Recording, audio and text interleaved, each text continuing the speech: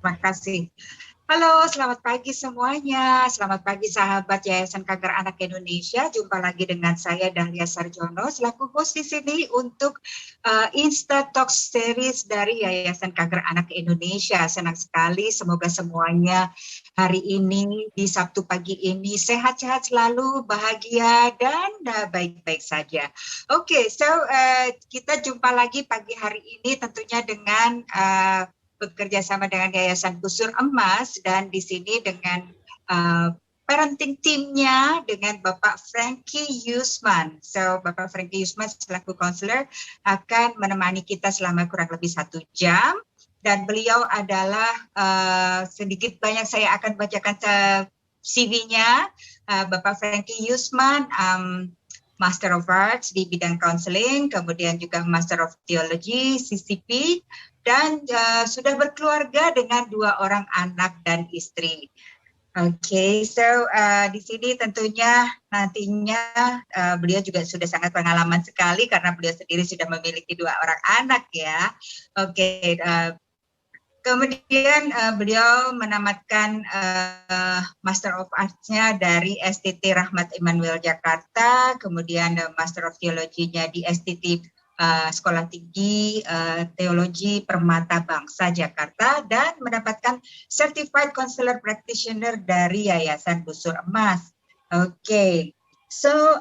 Tanpa berpanjang lebar lagi, Bapak sebentar. Apakah saya ada yang terlewat lagi? Oke. Ya, jadi pelayanan saat ini yang dilakukan oleh Bapak Frankie adalah di Yayasan Busur Emas tentunya sebagai tim parenting, tim facilitator training and seminar, juga sebagai narasumber di radio talk show Heartline di 100,6 FM, 100.6 FM di acara Parenting with Heart and Sketsa Keluarga.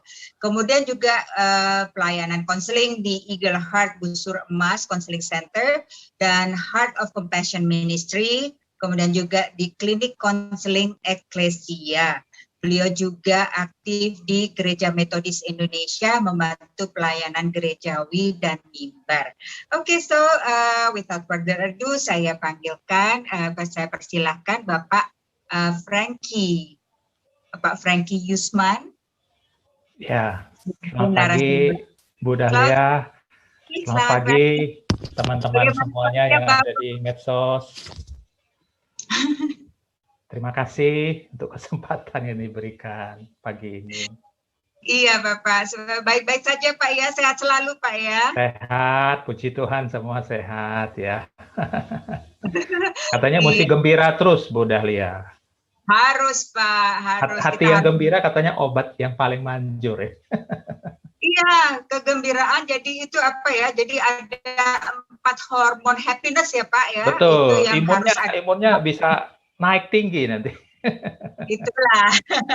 Jadi untuk imunitas kita ya Pak ya, itu betul banget betul, gitu. Jadi betul, ya. kita harus bahagia dan itu harus kita tebarkan semuanya kepada semuanya yang hadir di sini juga hari ini ya Pak ya. Amin. Oke, Bapak, kita kan di sini juga akan bincang-bincang untuk Yayasan Kanker Anak Indonesia dan tentunya kita semua juga berharap ingin bisa berbagi kasih kepada anak-anak atau adik-adik para pejuang kanker ya, dan tentunya di sini juga mungkin nanti ada mama-mama para pejuang kanker yang saat ini juga menemani adik-adik berjuang bersama. Nah, untuk yang ingin berdonasi untuk kita semua bisa mengembalikan senyum sehat anak Indonesia, link untuk account-nya, untuk bank account-nya ada di bio Yayasan Kanker Anak Indonesia di Instagram-nya. Oke, tanpa berpanjang lebar lagi, Pak, topik kita hari ini itu adalah bagaimana dampak ucapan negatif orang tua pada anaknya, ya Pak ya. Nah, ini nih tentunya nih banyak hal ya. Jadi dampak ucapan negatif itu bisa langsung dan bisa tidak langsung ya Pak ya. Dan kemudian juga apalagi sekarang kita ini hampir 24 jam. Kan kita lagi stay at home ya Pak. Dan kadang-kadang kita juga tidak sebagai orang tua kadang-kadang kadang tidak sadar atau kita mengucapkan sesuatu yang bisa menyinggung anak-anak begitu ya Pak ya. Iya. Nah, sebetulnya ucapan yang kita lontarkan kepada anak itu akan sangat mempengaruhi juga pastinya untuk tumbuh kembang anak kita dan pembentukan kepribadiannya tentunya Pak ya. Iya. Nah, sebelum kita lanjut, sebetulnya apa sih ucapan negatif itu? Dan kalau Bapak ingin memberikan background dulu, boleh silahkan Bapak. Iya, terima kasih Ibu Dahlia.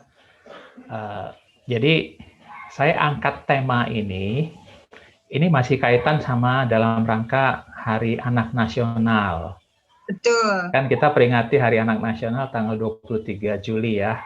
Ya, sekitar semingguan yang lalu ya. Temanya kan anak terlindungi, Indonesia maju.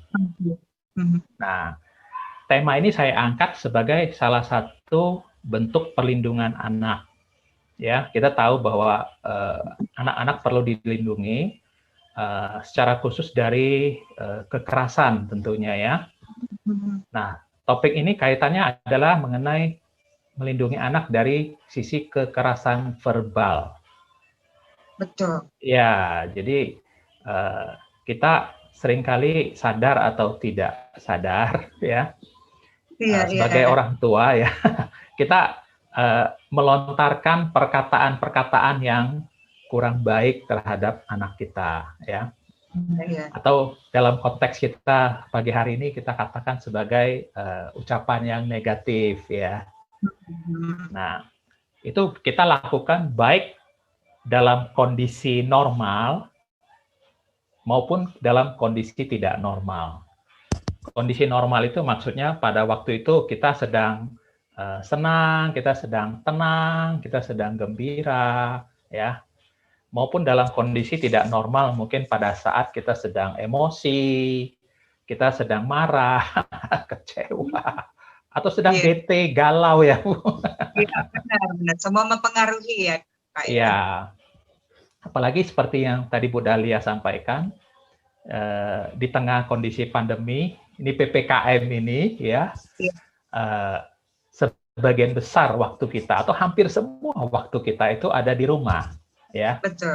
Nah, artinya kita intensitas ketemu anaknya itu sangat tinggi sekali. Sebagai papa, sebagai mama, ketemu anak itu sangat tinggi sekali, sehingga interaksi dan komunikasi di tengah keluarga itu sangat tinggi sekali. Nah, ucapan, perkataan yang kita lontarkan kepada anak kita itu sangat mempengaruhi tumbuh kembang anak kita. Sangat mempengaruhi kepribadian anak kita. Ya. Kita tahu bahwa pada masa dari anak-anak ya, kemudian masuk ke remaja, masuk ke pemuda, mulai dari masa kanak-kanak itu adalah masa pembentukan konsep diri. Masa pembentukan jati diri, citra diri, ya, dan kecenderungan-kecenderungan, kebiasaan-kebiasaan, ya, yang akan dilakukan sampai dia dewasa.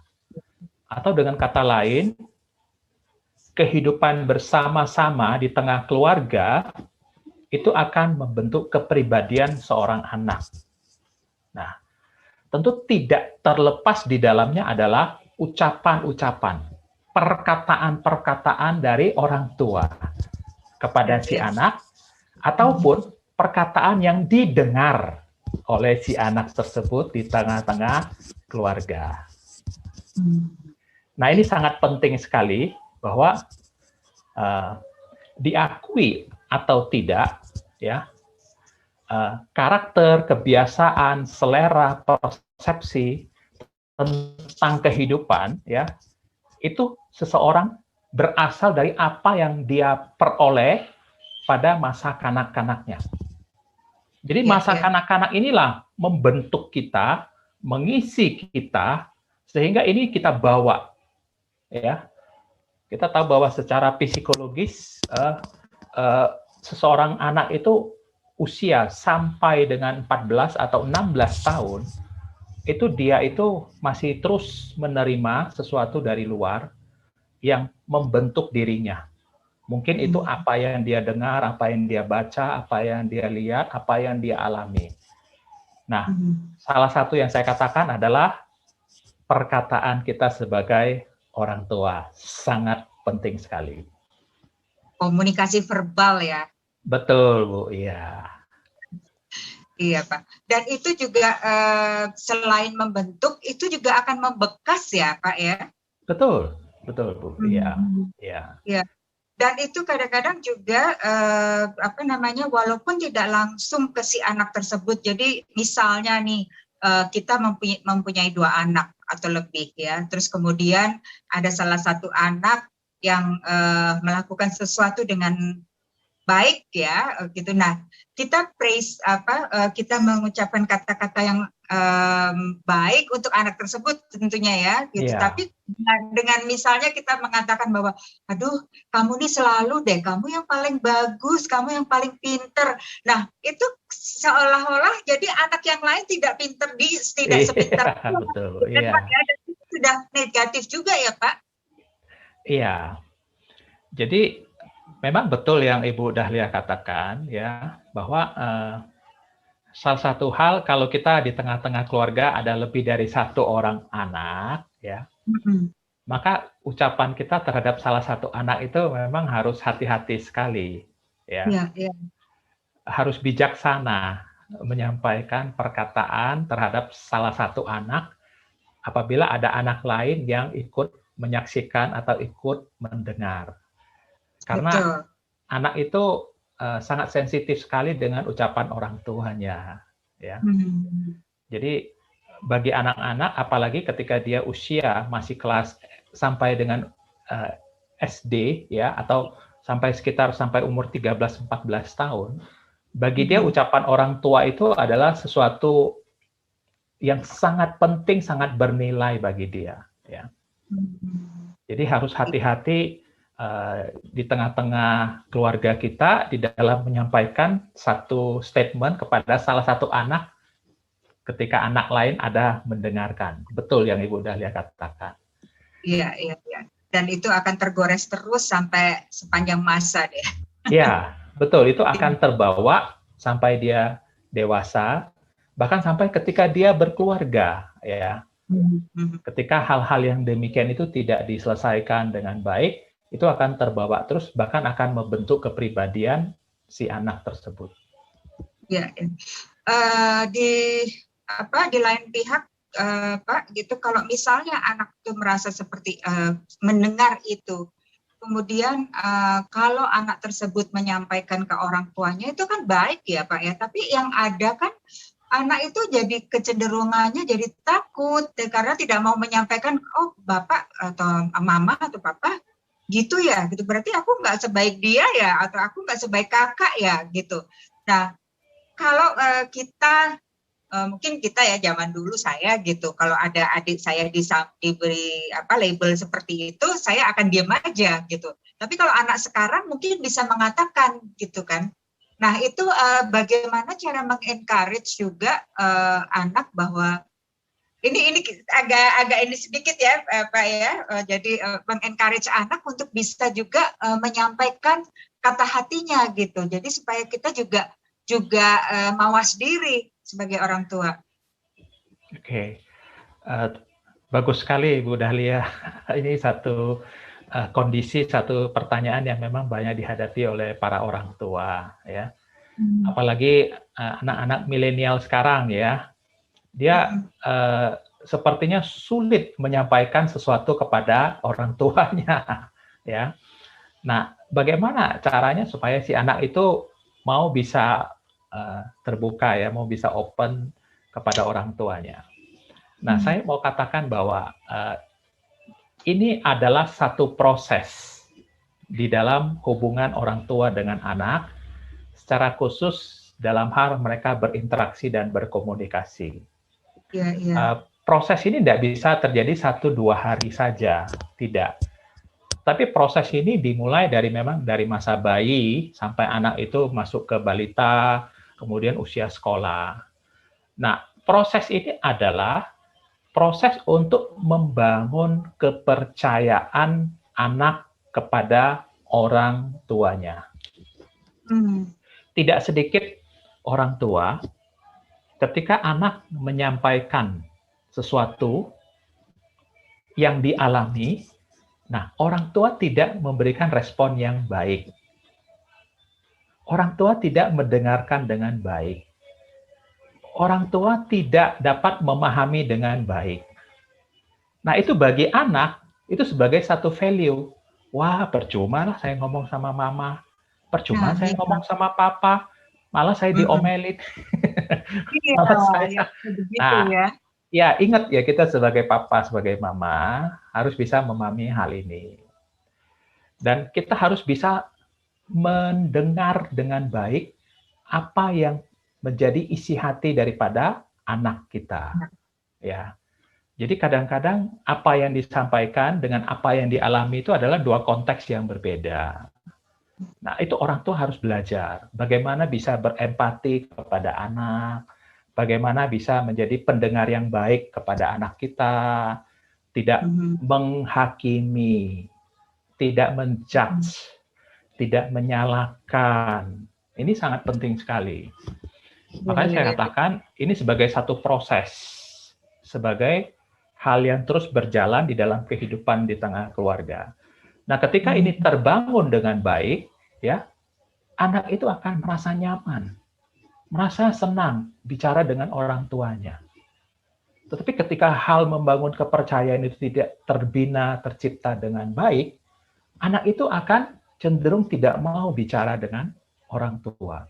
Dia akan cari apa? Dia cari peer group. Peer group itu adalah teman-teman yang selevel, seleting, ya, satu angkatan atau teman baik dia. Nah, kita tahu bahwa di luar sana banyak masukan-masukan yang ya macam-macam ya, belum tentu cocok, belum tentu sesuai dan sebagainya. Kira-kira seperti itu, Bu Dahlia. Ya. Oke, sekarang masuk kembali ke makalah Bapak ya. Jadi, jadi mana yang lebih berdampak, Pak? Jadi ucapan yang negatif atau hukuman fisik? Nah ini menarik sekali. Hukuman fisik ini kadang-kadang kita ya hukuman fisik itu belum tentu dicubit atau dipukul atau diapain ya. Jadi kayak hukuman fisik yang lain lah ya, yang kayak oke, kamu di luar aja gitu. Kadang-kadang kita suka terucap gitu ya, jadi saking kesel gitu. Nah, ini mana yang lebih berdampak paling dahsyat lah ya, gitu. Ucapan negatif atau hukuman fisik? Pengalaman saya, waktu kecil itu saya masih mengalami hukuman fisik dari papa saya. Oh iya ya. Orang tua sekarang sudah jarang ya, ada lah mungkin masih 1-2 ya, jarang. Jadi waktu kecil saya masih mengalami, Bu Dahlia, dipukul pakai rotan, pakai sapu lidi ya. Nah, hukuman fisik itu kita bisa mengalami sakit secara fisik dalam waktu yang cukup singkat, ya. Kita bisa kesel, bisa kecewa, bisa sakit ketika kita mengalami pemukulan, ya. Pada saat itu ya, di detik itu ya. Ya memang saya dengar orang tua sekarang sudah jarang memukul anaknya, sudah jarang ya. Nah, tetapi dampak yang diberikan oleh ucapan negatif yang disampaikan oleh orang tua itu jauh lebih sakit daripada hukuman fisik. Jauh lebih berdampak daripada hukuman fisik. Ucapan negatif ya, ini bisa mempengaruhi pikiran, bisa mempengaruhi hati. Jadi dampaknya itu tidak terlihat. Jadi mana yang lebih bahaya, mana yang lebih besar tingkat risikonya, yang terlihat atau yang tidak terlihat? Tentu yang tidak terlihat ya. Nah, ketika ucapan-ucapan negatif dari orang tua disampaikan, ada kalanya bisa sampai membuat anak itu luka batin, luka hati, ya. Bahkan tidak sedikit yang menimbulkan akar kepahitan. Nah, Betul. jadi ucapan negatif itu ya dampaknya luar biasa sekali. Tanpa kita sadari, ya manusia itu ketika mendengar ada hal-hal yang rasanya menyentuh hatinya, itu bisa masuk kepada otak bawah sadarnya dan itu bisa tersimpan ya berpuluh-puluh tahun, bahkan sampai dia tua itu masih bisa dia ingat. Itulah Betul. yang kita harus sadari bahwa ketika kita sadar atau tidak sadar memberikan ucapan negatif secara khusus orang tua kepada anaknya, ya, anak itu akan simpan, akan rekam, ya, di dalam alam bawah sadarnya, ya. Dan itu mungkin bisa muncul 30 tahun kemudian. Jadi jangan terkejut. Bisa keluar seperti itu, ya. Nah, Ya. jadi luar biasa dampak ucapan negatif ini. Ya. Iya. Jadi kita sebagai orang tua itu harus benar-benar menata ya kata demi kata kita, dan sebelum kita melontarkan keluar harus meredam ya gitu. Iya, betul. Iya, saya jadi ingat juga nih Pak Franky itu. Jadi adik saya dulu juga waktu kecil sempat dihukum, dan itu dihukumnya itu di kamar mandi, dikunciin di kamar mandi. Iya. Dan itu kamar mandi zaman dulu sih ya, itu kan masih ada bak gitu ya, itu semua air di mana-mana begitu. Nah, tapi dampaknya itu justru positif di sininya gitu. Jadi adik saya ini ya sekarang dia juga sudah berkeluarga gitu. Jadi dia lebih tough begitu. Jadi dia malah selalu mengagumi gitu cara ayah itu dulu mendisiplinkan masing-masing dari kita gitu. Iya, betul. Ya. Jadi on the other hand yang ucapan negatif itu betul Pak gitu. Jadi yang itu juga saya alamin sendiri gitu. Iya. Gitu dah. Jadi kita sebagai orang tua tadi harus selalu menata ya Pak ya, menata pikiran, menata hati juga, bahwa kita harus memposisikan diri kita ke si anak tersebut, begitu ya Pak ya? Iya, betul sekali. Iya. Nah, kemudian Pak, bagaimana dampak ucapan negatif orang tua terhadap anaknya Pak? Gitu. Jadi misalnya tuh anak-anak itu kan sangat percaya bahwa ucapan yang diucapkan berkali-kali dari orang tua mereka itu adalah sesuatu yang benar atau sesuatu yang baik atau gitu. Dan jadi satu, dia percaya, mungkin kedua ya udahlah karena itu ucapan orang tua saya lebih baik telan aja begitu. Iya. Bagaimana Pak gitu? Iya, jadi dampak ucapan negatif orang tua terhadap anaknya, ya. Ini saya kutip dari seorang pakar konseling, namanya Dr. Susan Forward. Dia menulis satu buku yang berjudul adalah Toxic Parents, ya. Toxic Parents. Jadi menurut jadi sebagai parents. iya betul. Menurut Dr. Susan, dia mengatakan bahwa kekerasan verbal yang dilakukan orang tua terhadap anaknya itu ada dua gaya.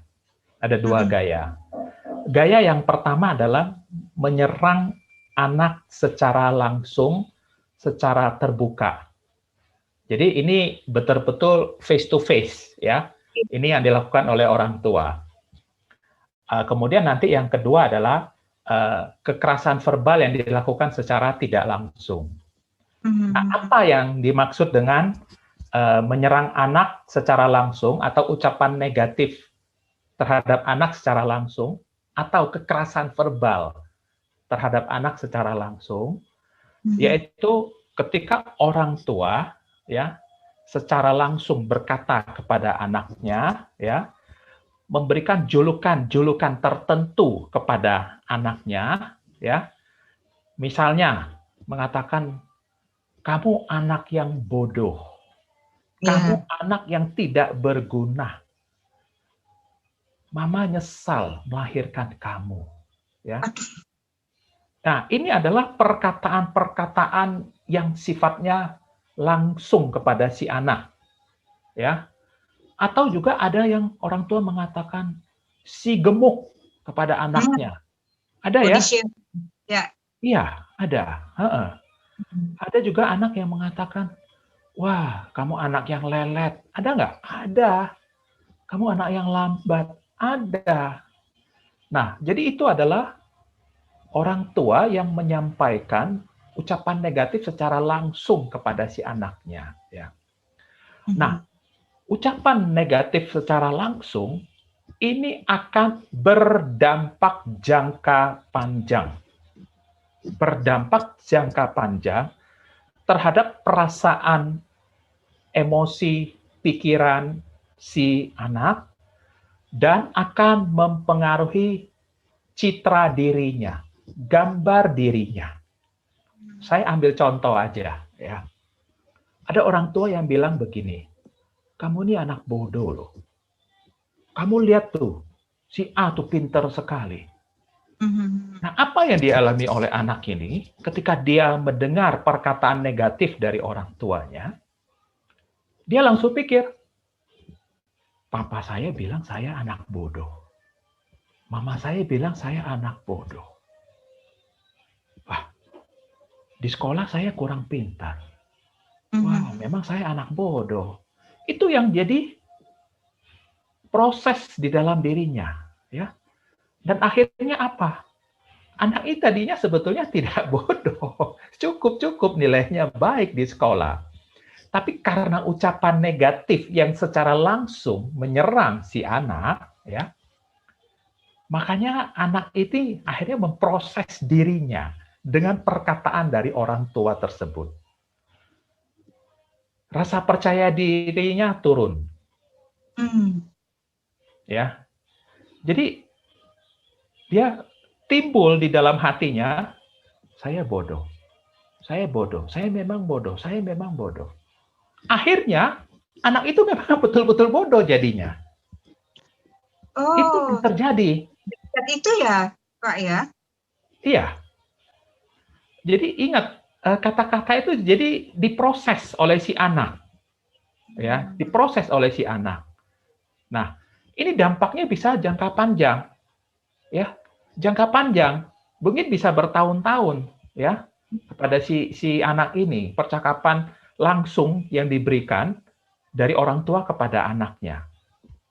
Nah, hal inilah yang perlu diwaspadai oleh orang tua, ya. Apalagi dia dalam tanda kutip menyerang si anak secara face to face, secara langsung.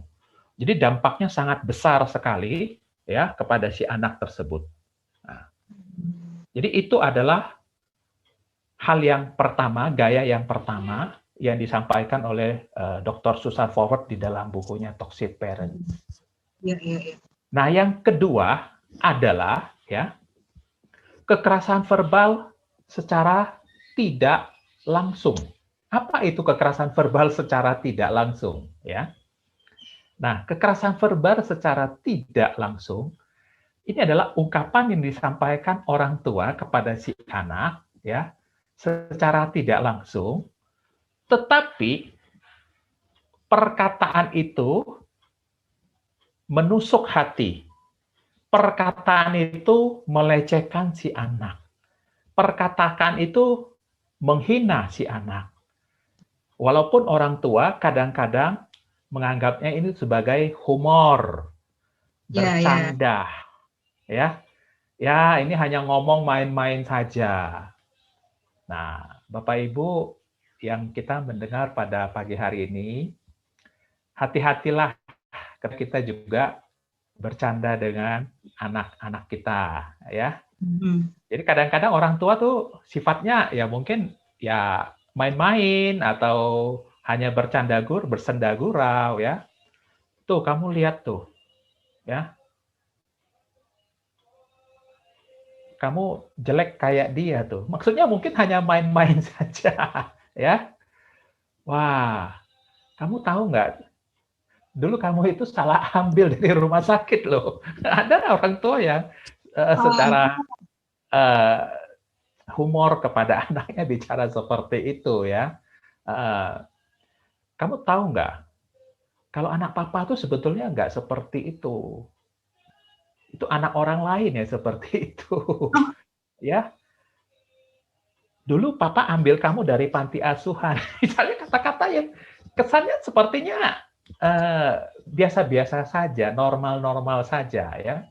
Tapi Bapak Ibu, kita harus bijaksana dan hati-hati di dalam menyampaikan yang sifatnya humor, bercanda, ya, senda gurau dan sebagainya ya.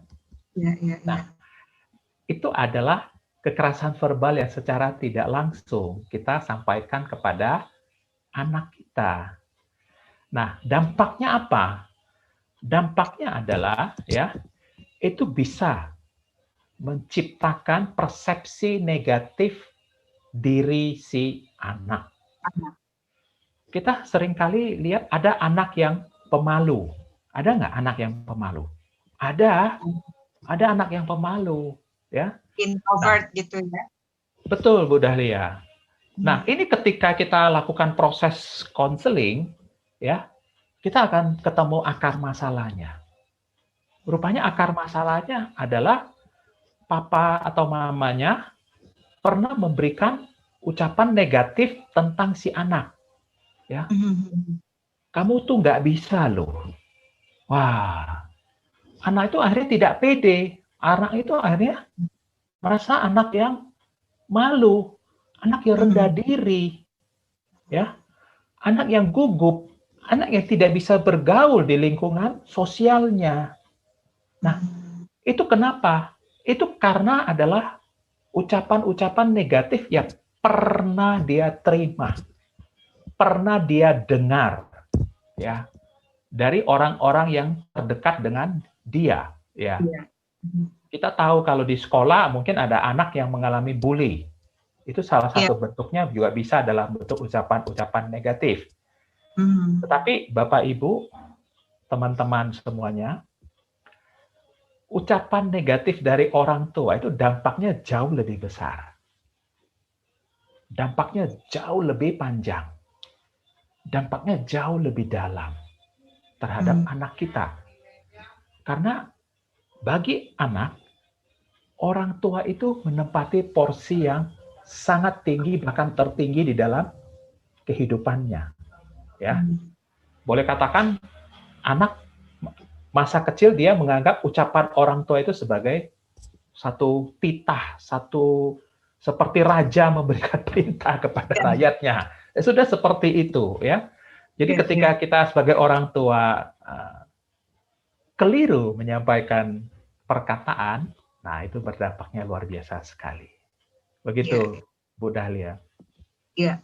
Ini bisa juga disebut sebagai pelecehan terhadap itu anak ya, Pak ya? Bisa. Bisa.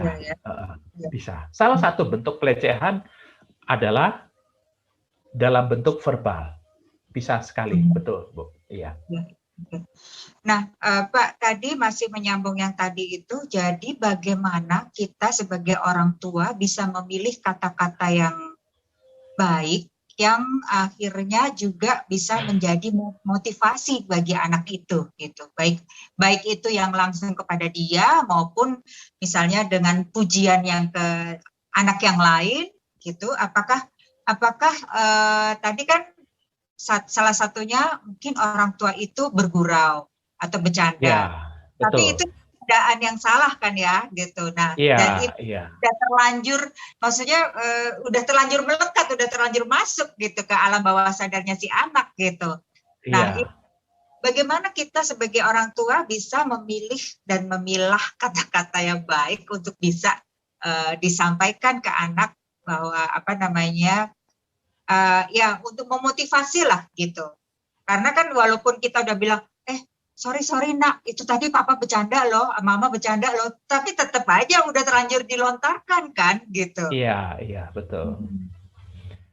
uh, sebagai orang tua, ya, kita tentu harus belajar bijaksana di dalam kita berkomunikasi, berkata-kata dengan anak kita.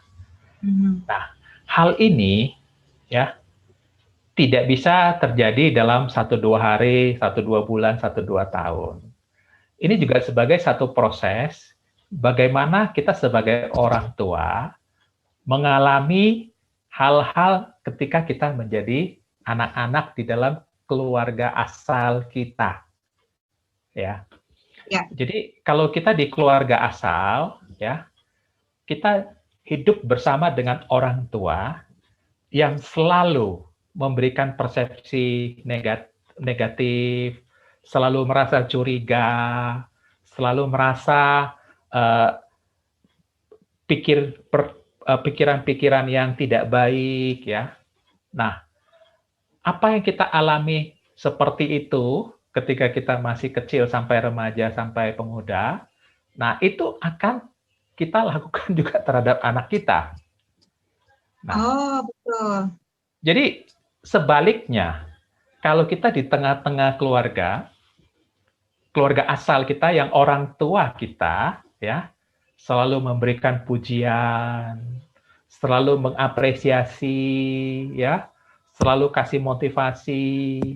Nah, ketika kita sudah menjadi orang tua, kita juga akan melakukan hal yang sama terhadap anak kita. Nah, pertanyaan Bu Dahlia, bagaimana caranya kalau sebagai orang tua, kalau bisa kita tuh betul-betul bisa menjaga perkataan kita, ya. Kita menjaga ucapan kita kepada anak-anak kita. Nah, tips-tips yang bisa kita lakukan, ya, antara lain ini saya mau sampaikan, ya, kita berusaha untuk menghindari. Satu, jangan memberi label kepada anak kita. Jangan memberi cap atau label, ya, kepada anak kita, ya. Nah, tadi kan sudah ada contohnya. Wah, si gemuk misalnya. Yeah. Wah, kamu anak bodoh. Wah, kamu anak tidak mampu, ya. Termasuk kadang-kadang tanpa sadar juga kita memberi label yang kelihatannya baik, ya. Wah, kamu ini anak ranking 1 loh, ya. Hebat anak papa ini, anak ranking 1. Nah, Bapak Ibu tahu nggak?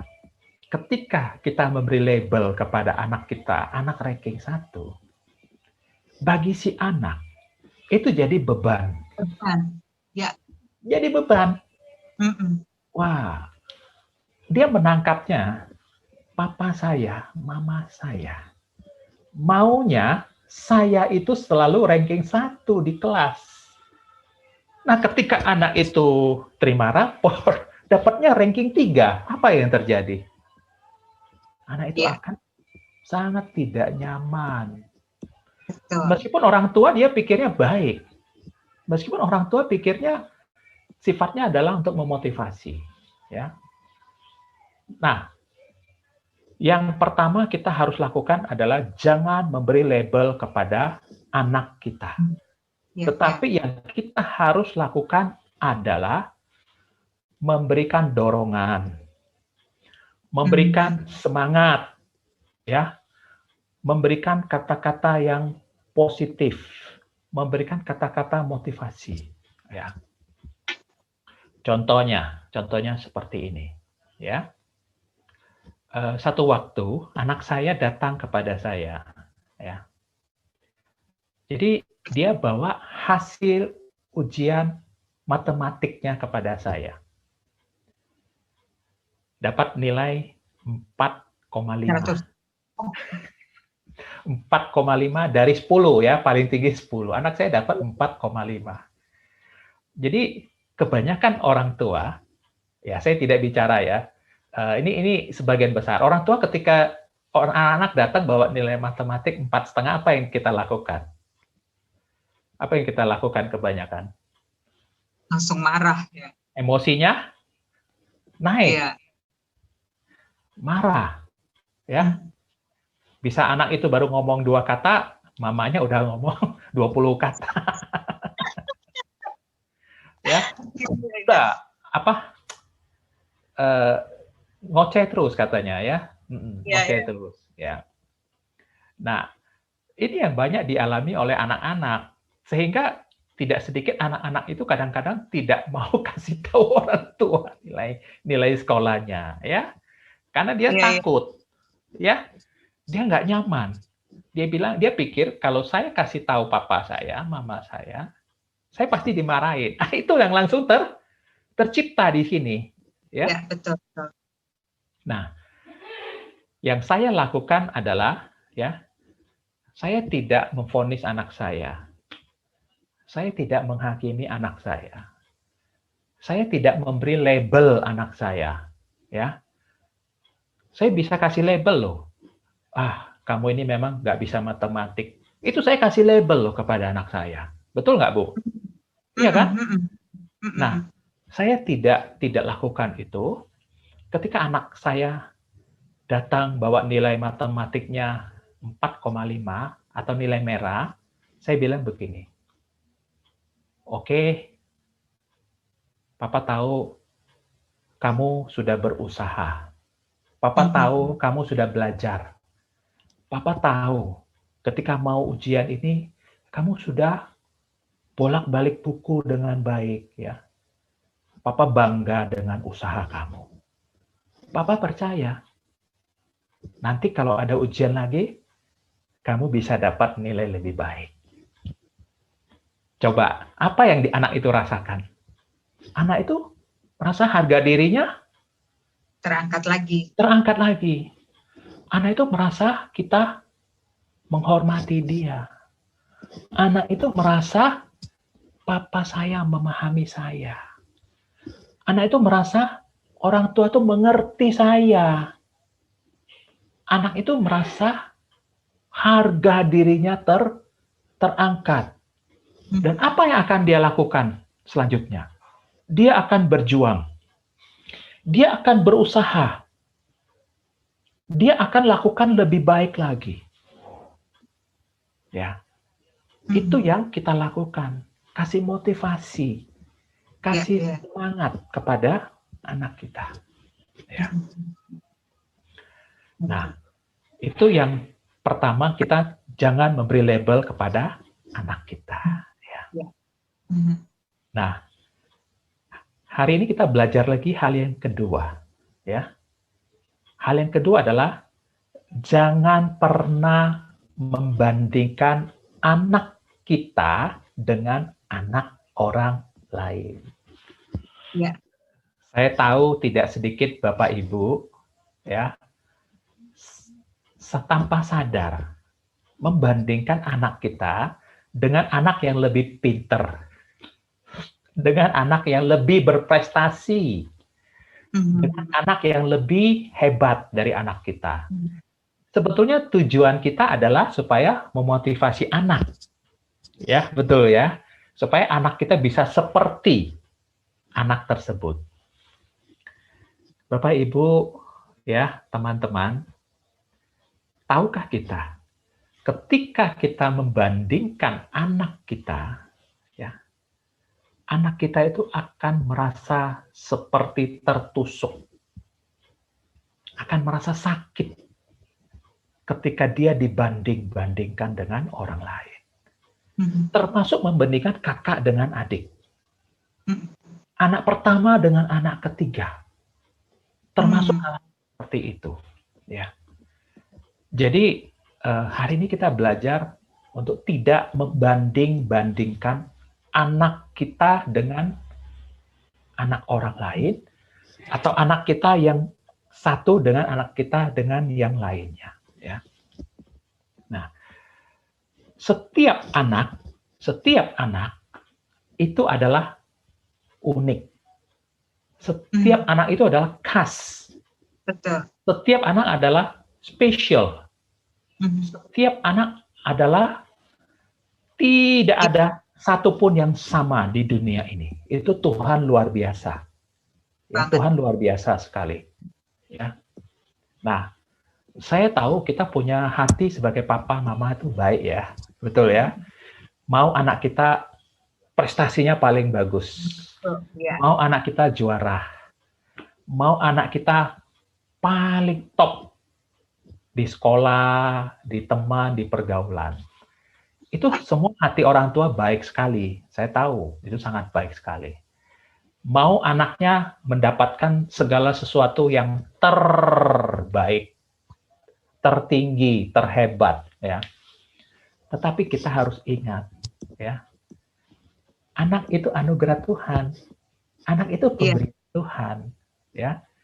Jadi Tuhan itu mendesain setiap anak itu berbeda-beda, ya. Tuhan mendesain setiap anak itu kalau mau katakan lebih sederhana itu barang antik ya, cuman satu adanya di dunia ini, tidak ada yang lain. Nah, oleh karena itu, ya, kalau anak kita tidak bisa matematik, tidak apa-apa. Kalau anak kita tidak bisa bahasa Inggris, tidak apa-apa. Ya, Bapak Ibu, teman-teman, kita harus percaya bahwa setiap anak itu punya satu atau lebih talenta tersendiri yang tidak dimiliki oleh anak yang lain. Iya, iya. Ya, mungkin dia tidak bisa matematik, tidak bisa bahasa Inggris, tetapi dia bisa pintar musik. Ya. Atau ada anak yang tidak bisa suka pelajaran menghafal, dia kalau suruh hafal itu nggak bisa, nggak masuk katanya. Tapi dia pintar hitung-hitungan. Ada anak seperti itu. Atau sebaliknya, ada anak yang tidak bisa kuantitatif, tetapi dia pintar menghafal. Ya. Jadi setiap anak itu punya keunikan tersendiri, dan kesuksesan hidup anak-anak kita ya tidak ditentukan oleh karena dia bisa menguasai semua hal, tidak. Oleh karena dia bisa mengerti banyak bidang, tidak. Ya. Apalagi di zaman seperti ini, ya. Kita tahu zaman digital banyak profesi-profesi baru yang kita harus memberi kesempatan kepada anak-anak kita. Jadi ada anak yang maaf ya, sekolah nggak bisa, nggak pintar sekolah, ya. Kemarin 2 hari yang lalu saya baru servis AC mobil saya, Bu Dahlia. Saya servis AC mobil saya. Kebetulan AC-nya kurang dingin ya. Dan saya ngobrol sama pemilik servis AC. Dia bilang begini, Pak, saya itu nggak sekolah loh, Pak. Hah? Saya terkejut loh. Oh, maksudnya dia nggak sekolah perguruan tinggi. Saya itu hanya tamat SMA saja, dan saya nggak suka sekolah. Dia bilang begitu. Tetapi ternyata usaha bengkel AC-nya luar biasa. Dia kasih servis yang baik, banyak langganan-langganan yang datang. Ya. Dan dia sukses dengan skill itu. Dia berhasil dengan keterampilan itu. Nah, hari-hari ini, ya, anak-anak kita harus diberi kesempatan untuk kreativitas. Ya, kita kan tahu sekarang, YouTuber punya penghasilan 1 bulan berapa miliar. Blogger, ya, betul ya. Influencer segala macam. Influencer. Iya, terus bikin apps-nya. Iya. Kita hanya kerjanya datang ke restoran orang, makan, di-shot ya, kasih komentar. Dibayar mahal. Betul ya, Bu Dahlia ya? Betul, nah, Pak. Inilah orang tua zaman now harus buka wawasan ya. Jadi jangan pernah kita membandingkan anak-anak kita dengan anak orang lain. Nah, hal yang ketiga yang kita belajar pada pagi hari ini adalah ya seringkali kita secara sadar maupun tidak sadar kita berkata jangan kepada anak kita, tidak kepada anak kita, ya. Nah, hari ini saya mau katakan, ya, mari kita belajar mengurangilah sebisa mungkin tidak memakai kata jangan kepada anak kita. Tetapi kita balikkan kata-kata yang negatif menjadi kata-kata yang positif. Ya. Nah, contohnya seperti ini contohnya ya. Kamu itu jangan main air. Biasanya kalau kita ngomong sama anak, jangan main air, apa yang anak itu lakukan? Malah dia main, gitu ya. Justru dia malah semakin tergerak untuk melakukan, gitu. Nah, jadi kita balik dengan perkataan-perkataan yang positif kepada anak kita, gitu loh. Wah, Papa lihat kamu senang ya main di sini ya, senang dengan permainan ini ya.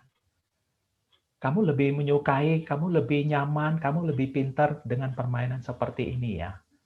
Nah, ini kan menghindari anak itu bermain air. Jadi kita bisa pakai kata-kata lain dengan kata tidak, jangan kepada si anak supaya dia tidak melakukan apa yang kita mau, ya. Itu. Nah, contohnya adalah ya, jangan berlari misalnya. Apa yang anak itu lakukan biasanya? Malah dia berlari loh. Dia berlari, ya. Nah, pakailah kata, nah, kamu jalannya pelan-pelan saja, ya. Nah, itu kan beda kan, pengertiannya berbeda kan, itu. Jadi satu hal yang menarik adalah anak-anak itu ternyata lebih fokus pada kata terakhir yang mereka dengar. Ya, hari ini kita belajar sama-sama. Jadi anak-anak itu akan lebih fokus mendengar kata-kata yang terakhir yang kita ucapkan. Jadi itulah yang seringkali dia lakukan itu. Jadi belajar kita memperkatakan kata-kata yang positif kepada anak kita, ya. Atau ini juga ya Pak ya, jadi misalnya kayak tadi contohnya jangan bermain air, kita ajak aja gitu, ayo kita siramin tanaman bareng-bareng yuk dengan air itu, gitu. Boleh seperti itu. Bisa ya? Bisa Bu, bisa ya. Jadi memang sebagai orang tua kita harus berhikmat ya, harus bijaksana di dalam kita berbicara kepada anak kita ya.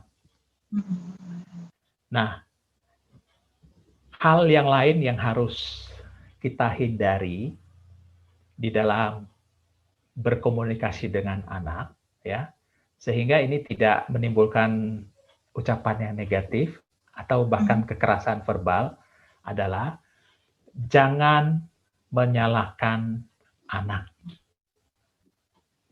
Jangan menghakimi anak. Jangan memojokkan anak. Jangan menghina anak.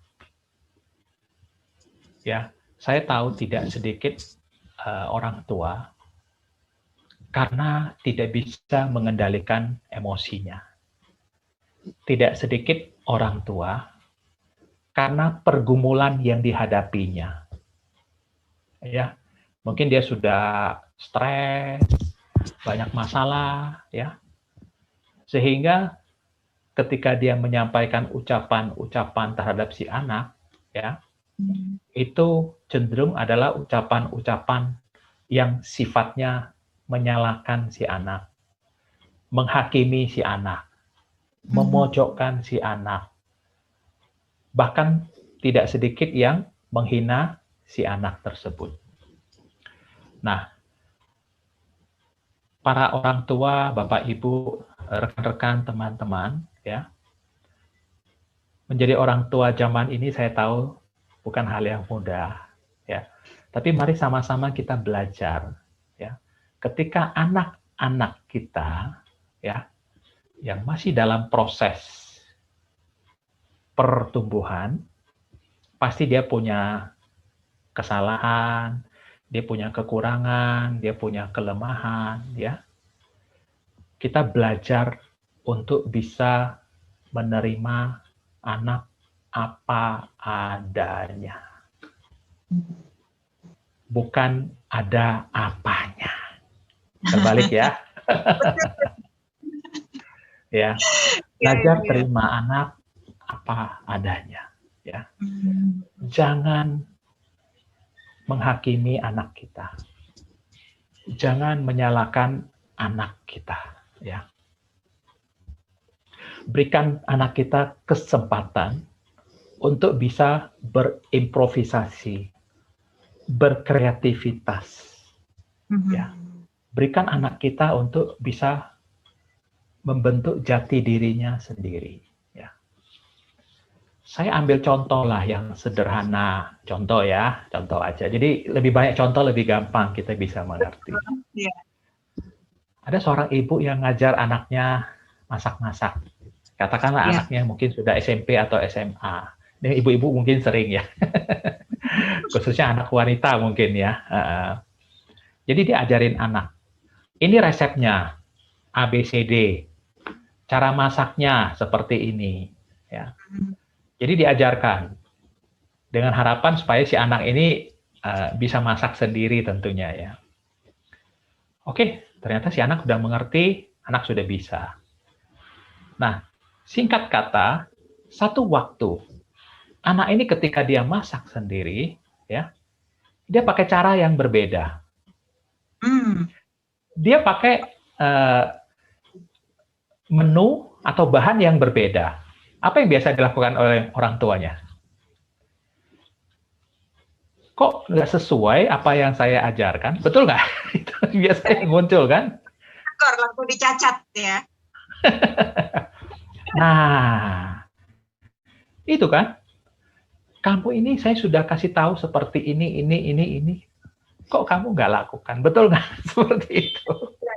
Ya. Nah, padahal anak ini dia punya kreativitas. Anak ini punya inovasi kan? Dia coba menu baru misalnya. Ya. Nah, inilah kita belajar kasih kesempatan kepada anak kita.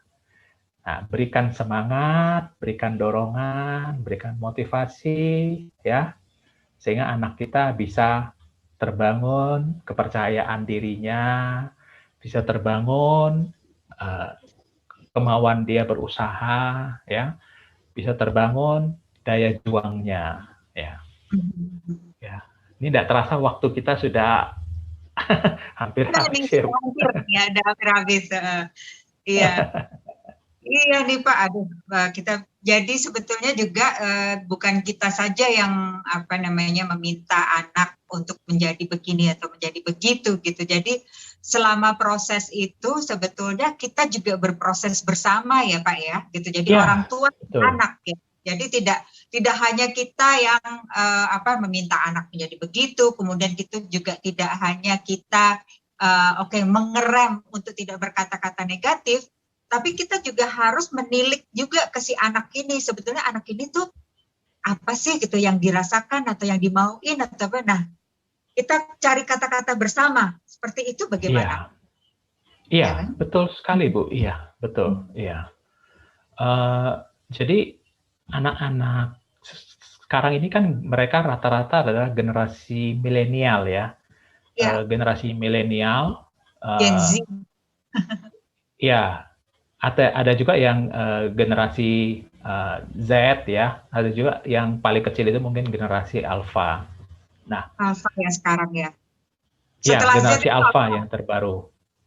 Nah, sebagai orang tua memang seringkali kita mengalami generation gap yang banyak terjadi, ya. Betul. Ini yang banyak terjadi. Saya jujur saya masih harus belajar Bu Dahlia untuk bisa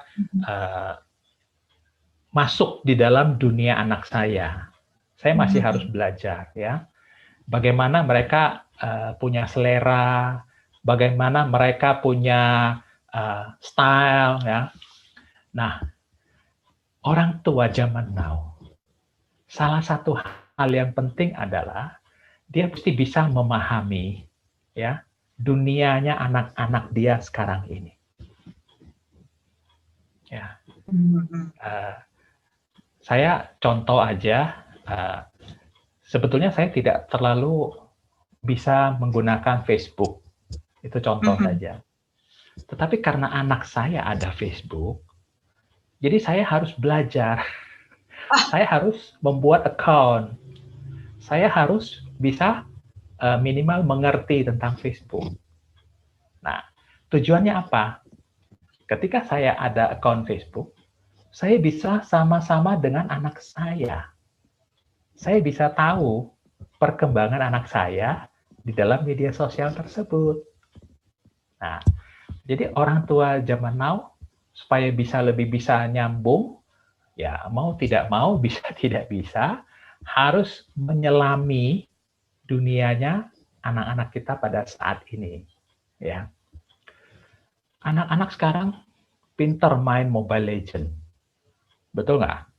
Pinter, iya. pinter sekali. Ya, nah kalau orang tuanya nggak paham, sorry to say, anak-anak tidak akan menyinggung apapun kepada orang tuanya, karena dia tahu orang tuanya nggak ngerti apa-apa. Iya, Tetapi iya, kalau iya. orang tuanya tahu, orang tuanya paham, orang tuanya bisa main, mereka bisa bareng-bareng.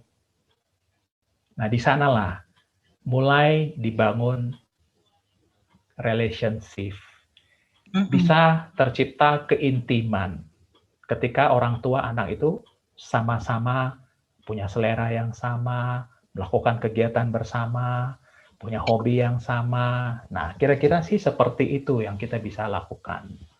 Ya, Betul, itu Bu betul. Dahlia. Mm-mm. Ya. Dan ini juga ya, jadi kayak apa namanya, kita bicara dengan bahasa yang sama dan kita sefrekuensi dengan mereka juga begitu. Betul, betul. Ya. Betul sekali. Oke, baik. Aduh, kita 1 jam ini yang kayaknya kurang banget ini ya Nggak kalau kita terasa sekali. bisa kita ulang lagi nanti dengan topik yang berbeda. Namun tadi udah banyak banget. Jadi kita sebagai orang tua itu, jadi kita yuk kita ucapkan ucapan yang positif atau memberikan ajakan yang positif dan kita agar apa namanya ya kepada anak kita ini agar kita terjadi tadi ya suatu hubungan yang harmonis, suatu hubungan yang timbal balik yang jadi kita sefrekuensi dan sebahasa itu tadi ya. Iya, Bu Dahlia, betul. Ada pesan lagi Pak Franky, mungkin juga untuk ibu-ibu, anak-anak pejuang kanker di sini, adik-adik pejuang kanker tentunya di sini juga akan merasakan yang lebih ya gitu dari karena anak-anaknya sendiri kan juga motivasinya sering down gitu. Jadi apa nih Pak Franky untuk nasihat atau tips untuk para ibu-ibu anak-anak pejuang kanker? Oke. Ini berarti sekalian closing statement ya. Iya. Closing statement saya adalah sebagai orang tua, mari kita perkatakan ucapan yang positif, ucapan yang memotivasi terhadap dan tentang anak-anak kita. Mulai dari sekarang, tidak ada kata terlambat, mulai dari hal-hal yang sederhana, ya, dan mulai dari diri kita sendiri. Ya. Nah, buat teman-teman, mungkin ada yang tadi Bu Dahlia sampaikan yang mengalami cancer, ya, tetap semangat, tetap berpikir positif, perkatakan ucapan-ucapan berkat, ucapan-ucapan yang memberikan semangat. Contohnya, saya pasti sembuh. Saya bisa kok, saya yakin. Saya mampu. Yeah. Saya bisa lalui ini dengan baik. Yeah. Hati yang gembira adalah obat yang manjur. Tetap jaga seperti itu, itulah yang terbaik ya. Dan pasti Tuhan pasti kasih yang terbaik dan Tuhan dengar apa yang kita sampaikan. Amin. Amin. Amin. Oke. Ya. So terima kasih banyak Bapak Frankie Yusman. So teman-teman, itu tadi closing statement-nya. Namun ini bukan berarti closing dari hubungan kita ya Pak ya. Jadi Ya, buat terima kasih. Bapak Ibu teman-teman, apabila nanti masih ada pertanyaan-pertanyaan atau ingin membahas sesuatu hal yang lebih lanjut, bisa DM ke kami atau juga mungkin ke Yayasan Busur Emas. Jadi di sana nanti bisa kita lanjutkan untuk perbincangannya ya Pak Frankie ya. Oke. Ya, Bu Dahlia. Oke. Terima kasih banyak Pak Frankie dan terima kasih banyak juga untuk Yayasan Busur Emas dan terima kasih untuk waktunya hari ini dan semua insights-nya, masukan-masukannya sangat memotivasi sekali dan sangat positif sekali. Jadi kita tidak boleh mengatakan tidak, kita tidak boleh mengatakan jangan ya Pak ya. Jadi mulai sekarang kita fokuskan kita dengan perkataan dan semuanya yang positif. Oke, demikian Pak ya. Terima kasih Bu Dahlia. Terima kasih Bapak Ibu, teman-teman yang sudah ikut menonton, ikut mendengar, ikut menyaksikan. Terima kasih semuanya. Terima kasih dan sekali lagi terima kasih Pak Frankie Yusman dan selamat berweekend ya Pak bersama anak-anak. Temanin buat ini PR matematiknya. Oke. So, ya terima kasih semuanya Bapak-bapak. Terima kasih Bu Dahlia. Sekali lagi atas nama Yayasan Kanker Anak Indonesia dan teman-teman semua yang sudah bergabung bersama kami dengan perbincangan kami di pagi hari ini, bagaimana dampak ucapan negatif orang tua pada anak kita tadi setelah kita bahas bersama-sama. So kita semua semangat, kita hari-hari kita masih panjang dan weekend ini tentunya kita akan buat lebih menyenangkan, selalu bahagia, selalu gembira ya Pak Frankie agar. Amin, amin Bu. Amin, terima kasih. Akan memacu membus imunitas kita dan kita semua insya Allah atau kita semua akan mendapatkan berkah kesehatan dari. Amin, amin. Terima kasih. Terima kasih. Dan bagi teman-teman semuanya yang ingin turut menyumbang kasih kepada anak-anak adik-adik pejuang kanker, silakan ada link donasinya di bio Instagram Yayasan Kanker Anak Indonesia dan bersama-sama kita kembalikan senyum sehat anak Indonesia. Terima kasih sekali lagi, saya Dahlia Sarjono undur diri, sampai jumpa lagi.